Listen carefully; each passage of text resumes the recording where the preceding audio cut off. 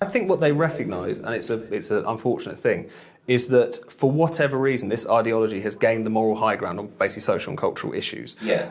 And so you see institutions, even a Tory government, a Tory party, the capitalist class and the corporate set, who have wrapped their arms around this agenda in a very meaningful way in recent years. It becomes a form of sort of legitimacy and mission for them. Now, obviously, if you take the example of the Tory party, that doesn't win them many supporters in, it's not popular. Unions. But I suppose it doesn't win them support even amongst the people that they seem to want to be currently in favour with, if you see what I mean, because they'll just think of them as far-right nutcases anyway. Such is the politics of it. But I think what they kind of recognise is that that's how you cozy up to the cultural elite, if you see what I mean. But as you say, it completely puts off voters. Well, that's every time these things are put to an electoral test, it fails completely. So that's what's confusing about it, is that, yes, you can cozy up to the managerial class and the capitalist class and the corporate class.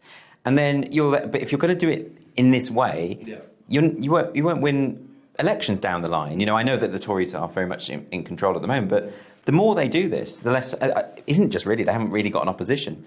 So if there was an effective opposition, this sort of stuff would actually cause real problems for them, wouldn't it? No, it would. But again, where is that going to come from? I mean, on all of the sorts of issues, you realise that there's just no opposition really to be had. And as we say, I think it just speaks to how entrenched even this Tory party is in those kinds of elite ideas, really. And I think it just reminds us that they are elite ideas, even though they like to pose as very kind of anti-elite and very radical. Yeah. They find themselves to fit very neatly into the agenda of a lot of people they claim to be against, which I think is interesting. Do you think this has been imported from the US, this culture war? I mean, you've done tours in America, haven't you? Free speech tours through Spiked around university campuses. So you've seen sort of directly, what are the major differences that you saw from doing that? I mean, it does fit, this is not an original point, but it does feel like we're downstream from the US in a lot of these things. I mean, this was a few years ago now, and obviously free speech on university campuses was increasingly a thing.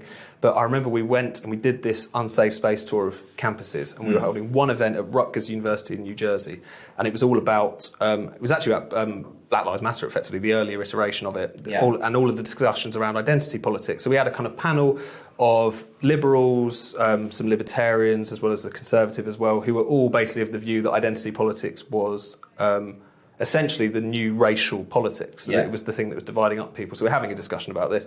Now, even to hold this thing, they insisted on having, I think, a 10-strong police presence. There were bag checks on the way in, at which they took 2 megaphones off of people. The whole event completely descended into absolute bedlam. People were standing up chanting Black Lives Matter, while people from the panel were saying, do you think we disagree with that, and all this kind of stuff. It was actually a lot of fun, I should add, because it was just such a circus. I actually really quite enjoyed it, and we managed to pull the event back. But this is for a primarily British magazine. None of them had any idea who we were. They didn't really even know any of the panellists, as far as I could tell from the conversations I had with protesters before and afterwards.